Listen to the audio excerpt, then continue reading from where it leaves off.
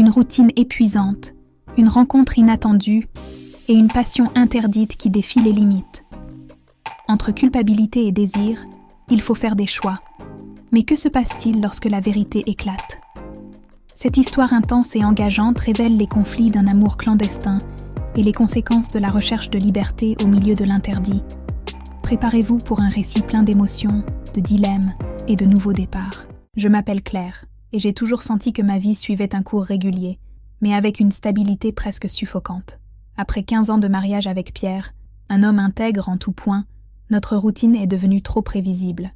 Il passait de longues heures au travail et nos conversations se limitaient à des sujets pratiques, comme les factures et les engagements de la semaine. Je me sentais isolée, même si je n'avais jamais envisagé de changer l'équilibre de nos vies. C'est alors qu'il s'est produit quelque chose qui m'a profondément secouée. Antoine, mon voisin de 72 ans, vivait seul depuis qu'il avait perdu sa femme il y a quelques années.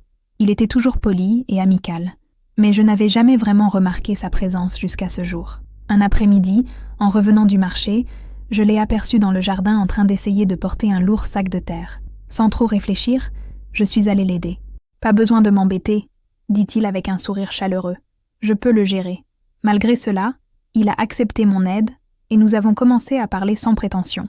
Le dialogue s'est déroulé si naturellement qu'en quelques minutes, j'ai ri comme je ne l'avais pas fait depuis longtemps. Les jours suivants, je me suis retrouvée à chercher des raisons de passer chez Antoine. Chaque fois que je le rencontrais, mon cœur semblait battre plus vite. Ses gestes subtils, son regard accueillant, ont réveillé en moi des sentiments endormis depuis des années. Il y avait quelque chose dans sa présence, un charme discret et une sagesse qui m'intriguaient profondément. Un après-midi, il m'a invité à prendre le thé sur son balcon. Bien qu'hésitant, sachant que quelque chose changeait entre nous, j'ai accepté. Nous avons passé des heures à parler de choses simples et de la vie. Pour la première fois depuis longtemps, je me sentais à l'aise pour partager mes pensées et mes sentiments les plus intimes. Antoine écoutait attentivement, les yeux brillants d'un mélange de curiosité et d'empathie. Ce moment est devenu une habitude. Petit à petit, j'ai commencé à passer plus de temps avec lui, sans me rendre compte à quel point cela me faisait du bien. Antoine semblait comprendre mes émotions, sans que j'aie besoin de les exprimer avec des mots, et cela m'a attirée. Un jour, alors que nous étions assis dans le salon, un silence différent s'est installé entre nous, lourd et plein d'énergie tacite.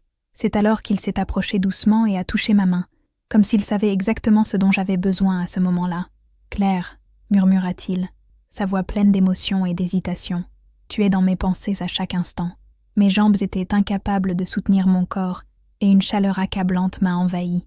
Mon cœur battait à tout rompre et je savais que ce moment allait tout changer. Malgré le tourbillon d'émotions, je n'ai pas eu peur.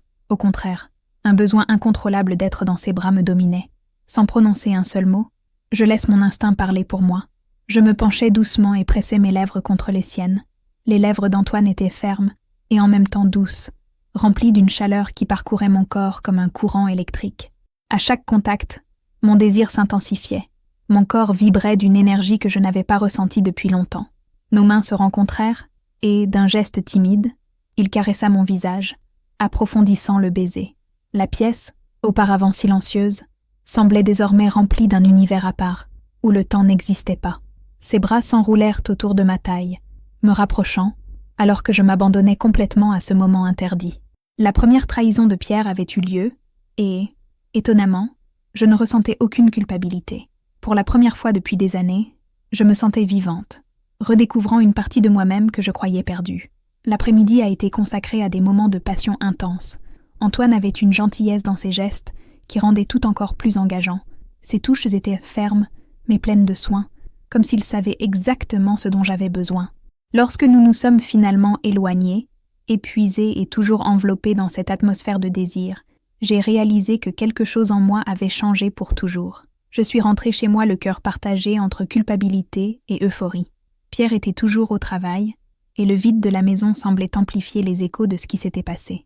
Je m'assis sur le canapé, essayant de comprendre la ligne que j'avais franchie.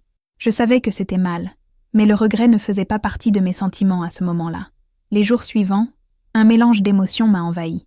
D'une part, j'ai suivi ma routine d'épouse dévouée, jouant le rôle que tout le monde attendait de moi. Mais, en moi, une passion longtemps endormie grandissait, alimentée par chaque instant passé avec Antoine. Il était mon refuge, mon échappatoire à une vie devenue prévisible et incolore. Pierre, inconscient de tout, restait coincé dans sa routine de travail, absent physiquement et émotionnellement. À mesure que les rencontres avec Antoine devenaient plus fréquentes, mon désir pour lui grandissait de manière incontrôlable. Chaque contact, chaque regard, chaque baiser était une flamme qui m'éloignait encore plus de la réalité. Une nuit, incapable de supporter l'angoisse d'être loin de lui, j'ai décidé de lui rendre visite à nouveau. Le chemin du retour m'a semblé plus court que jamais, comme si mon corps savait déjà où il voulait aller. Lorsqu'il a ouvert la porte, ce sourire chaleureux m'a complètement désarmée.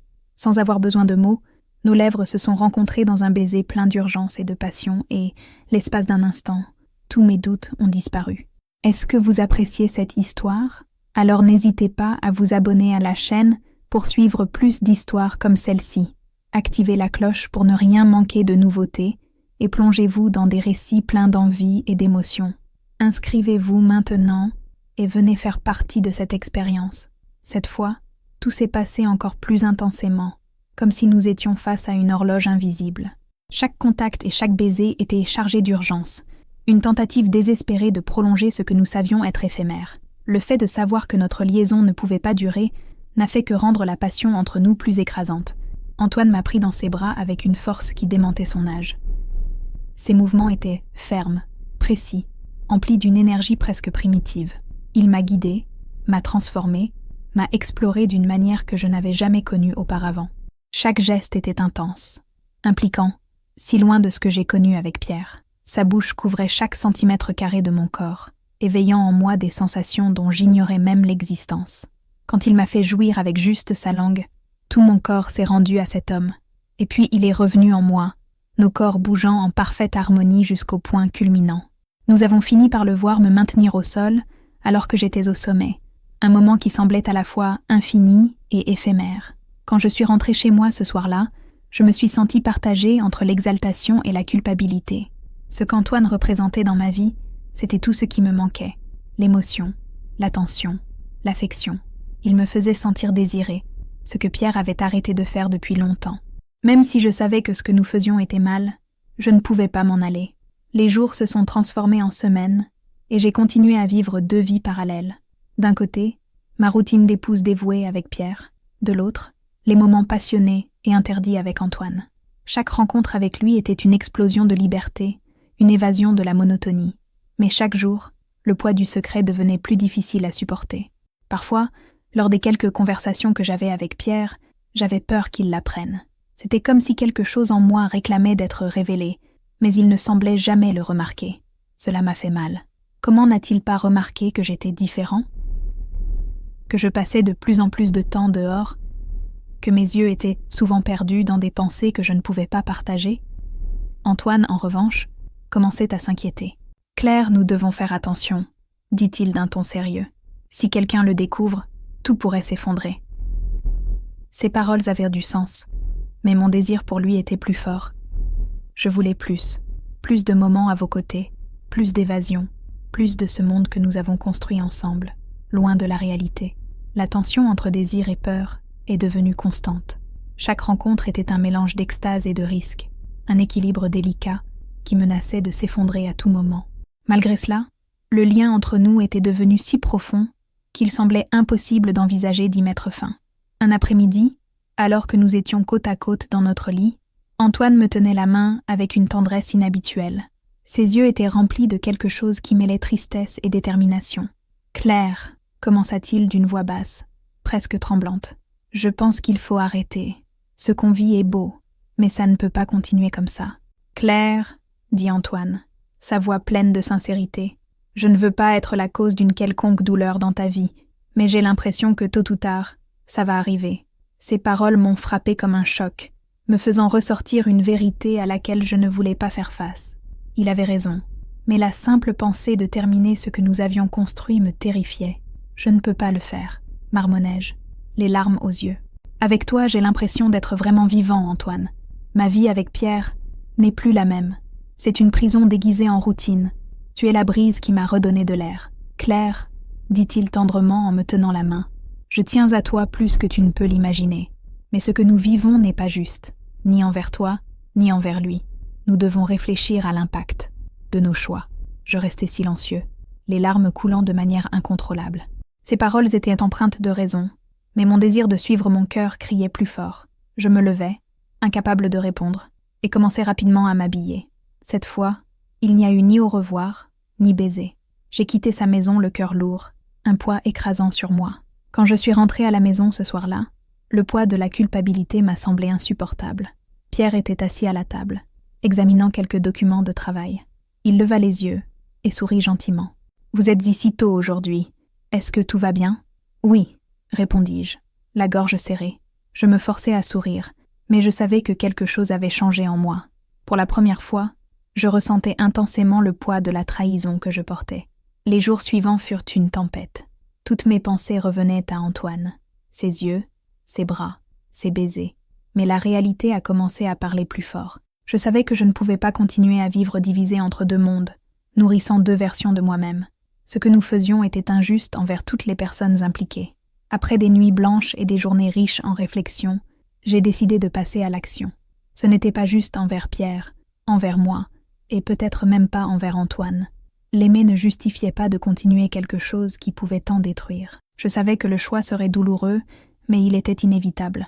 Un matin gris, le cœur lourd et les yeux marqués par le manque de sommeil, j'ai pris la décision de rendre visite une dernière fois à Antoine. Alors qu'il rentrait chez lui, chaque pas semblait faire écho à la fin de quelque chose qui, bien qu'interdit, avait été profondément réel. Quand j'ai atteint la porte, ma poitrine palpitait d'un mélange de tristesse et de détermination.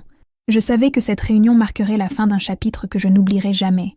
Antoine m'a accueilli avec son sourire chaleureux habituel, mais ses yeux trahissaient ce qu'il savait déjà.